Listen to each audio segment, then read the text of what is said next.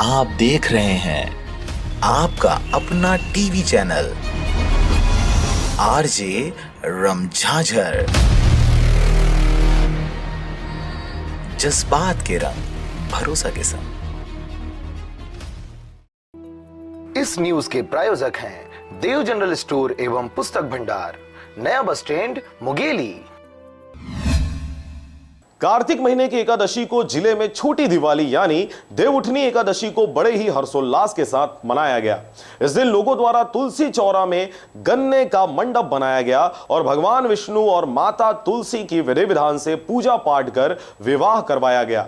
धार्मिक मान्यताओं के अनुसार दीपावली के बाद आने वाली एकादशी को पूरे 4 महीने बाद भगवान विष्णु जागते हैं, इसीलिए इसे देवोत्थान एकादशी भी कहा जाता है।